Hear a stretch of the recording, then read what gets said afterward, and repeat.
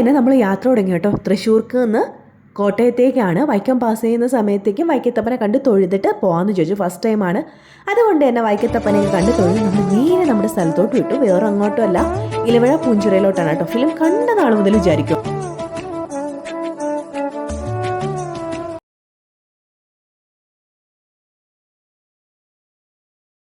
നമുക്കിവിടെ മെയിനായിട്ട് 3 സ്പോട്ടുകളാണുള്ളത് കേട്ടോ. ഈ 3 സ്പോട്ടുകൾക്കും കൂടെ നമുക്ക് ജീപ്പ് പാക്കേജ് അവൈലബിൾ ആണ്. 2000 റുപ്പീസാണ് വരുന്നത്. ഒരു ജീപ്പിൽ 6 to 8 പേഴ്സൺസിന് വരെ കയറാൻ പറ്റും.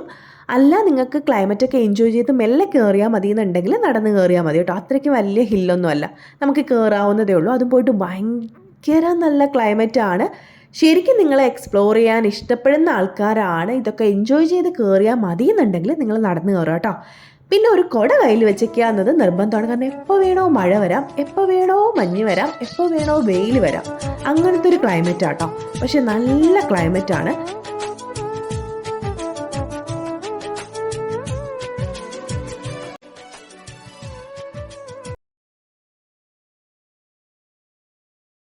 അപ്പം ആ ഹിൽ സ്റ്റേഷൻ്റെ ഏറ്റവും ടോപ്പിൽ എത്തിയിട്ടുണ്ട് കേട്ടോ. ആ സിനിമ ഷൂട്ട് ചെയ്ത സമയത്ത് യൂസ് ചെയ്തിരുന്ന കുറേ പ്രോപ്പർട്ടീസ് ഇപ്പോഴും അവിടെ തന്നെ കിടപ്പുണ്ട്.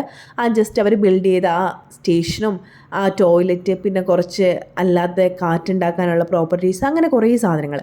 അങ്ങനെ ഞങ്ങൾ എന്താണ് ആ സ്റ്റേഷനുള്ളിലെന്ന് കാണാൻ വേണ്ടിയിട്ട് നോക്കിയതാണ് കേട്ടോ. അവിടെ ഏകദേശം എല്ലാം പൊട്ടിപ്പൊളിഞ്ഞു. കാരണം വെച്ചാൽ ഞാൻ പറഞ്ഞില്ലേ, കാറ്റാണ്. ആ കാറ്റ് കാരണം ആ ഗ്ലാസും ഒക്കെ പോയിട്ടോ. ഈ സ്പോട്ട് ആ ലൈറ്റനിങ് വരുന്ന സ്പോട്ടാണ് കേട്ടോ. ഇവിടെ നിന്ന് നോക്കിയാൽ നമുക്ക് കോട്ടയം ടൗൺ ഫുള്ളായിട്ട് കാണാൻ പറ്റും. അതുപോലെ തന്നെ ഇതിൻ്റെ ഒരു ലെഫ്റ്റ് സൈഡിലോട്ട് നോക്കുന്ന സമയത്ത് അന്ന് യൂസ് ചെയ്തിരുന്ന ആ ടെൻറ്റ് സ്റ്റേഷനും അതുപോലെ തന്നെ ആ കാറ്റുണ്ടാക്കാൻ യൂസ് ചെയ്തിരുന്ന സംഭവം ഒക്കെ അവിടെ അവർ ഇട്ടിട്ട് പോയിട്ടുണ്ടായിരുന്നു. കുറച്ച് നേരം അവിടെ നിന്ന് നമ്മളതൊക്കെ കണ്ടതിന് ശേഷം നേരെ താഴോട്ട് ഇറങ്ങുവാണ്. താഴോട്ട് ഇറങ്ങുന്ന സമയത്താണ് നമ്മൾ വേറൊരു സംഭവം കൂടി കാണുന്നത് കേട്ടോ. ഇത് ആക്ച്വലി നമ്മൾ കാണുന്ന സമയത്ത് പാറയായിട്ടാണ് കേട്ടോ തോന്നിയത്. പിന്നെ അതിൻ്റെ അടുത്ത് പോയി നോക്കുന്ന സമയത്താണ് മനസ്സിലാകുന്നത് ഇത് പാറയല്ല. ലാസ്റ്റ് ഈ കൊലപാതകമൊക്കെ കഴിഞ്ഞതിന് ശേഷം താഴെ നിന്ന് പോലീസ് വരുന്നുണ്ടോ എന്ന് നോക്കാൻ വേണ്ടിയിട്ട് കയറി നിന്ന് എത്തി നോക്കുന്ന പാറയില്ലേ, ആ പാറയാണ് കേട്ടോ. സൈഡിൽ ചെറുതായിട്ടൊക്കെ പോയിട്ടുണ്ട്. അങ്ങനെ നമ്മൾ കുറച്ചും കൂടി താഴോട്ട് ഇറങ്ങുമ്പോഴാണ് നമ്മുടെ യഥാർത്ഥ ഇലവിഴ പൂഞ്ചിറ തടാകം കാണുന്നത് കേട്ടോ. ആക്ച്വലി ഈ തടാകം ഇവിടെ ഉള്ളത് കൊണ്ടാണ് ഈ സ്ഥലത്തിന് ഈ പേര് കിട്ടിയത്. ഈ തടാകത്തിനകത്ത് ഇല വീഴാറില്ല എന്നാണ് പറയുന്നത്. അതുകൊണ്ടാണ് ഈ പേര് കേട്ടോ. ഇവിടെ അതുപോലെ തന്നെ നമ്മൾ നിൽക്കുന്ന നിപ്പിൽ തന്നെ തടാകം കാണാതെ പോകും. കാരണം അത്രയ്ക്ക് കോട വന്ന് ഇതിനെ മറച്ചുകൊണ്ടിരിക്കും കേട്ടോ. ശരിക്കും ഇതാണ് ഇവിടുത്തെ രണ്ടാമത്തെ സ്പോട്ട് എന്ന് പറയുന്നത്. ദെൻ നമ്മൾ അവിടെ നിന്ന് കുറച്ചും കൂടി താഴോട്ട് ഇറങ്ങുവാണെങ്കിൽ നമ്മുടെ 3rd സ്പോട്ടായിട്ടുള്ള മുനിയറ ഗുഹയിലോട്ട് പോകാം.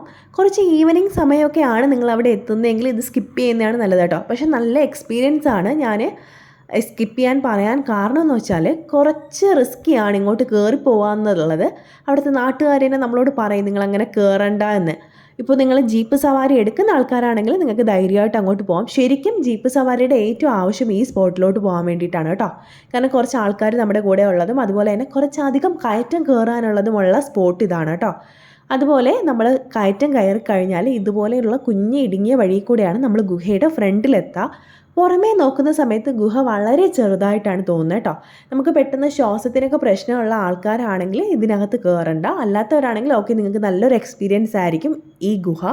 അങ്ങനെ നമ്മൾ ഇനി ഇതിൻ്റെ ഉള്ളിലോട്ട് കയറാൻ വേണ്ടിയിട്ട് പോവാണ് കേട്ടോ. പുറമേ നോക്കുമ്പോൾ ചെറിയൊരു ഹോളാണ്. ഉള്ളിൽ നല്ല ഇരുട്ടാണ്. ടോർച്ചോ അല്ലെങ്കിൽ ഫോണിലെ ലൈറ്റോ ഒക്കെ നിങ്ങൾ യൂസ് ചെയ്ത് അകത്തോട്ട് കയറാവേ.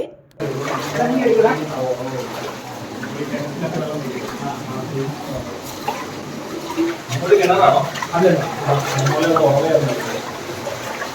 നേരത്തെ 10-15 ആൾക്ക് അറ്റ് ടൈം കയറി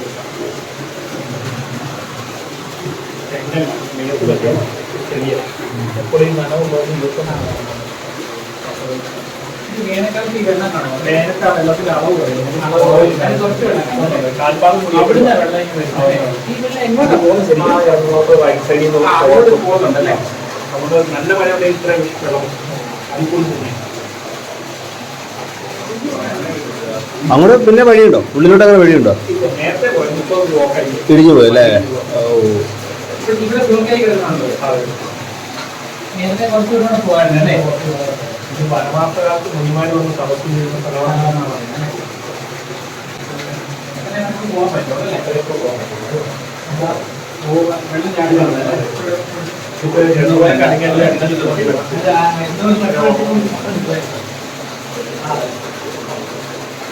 അങ്ങനെ നമ്മൾ ആ ഗുഹയുടെ പുറത്തിറങ്ങി കേട്ടോ.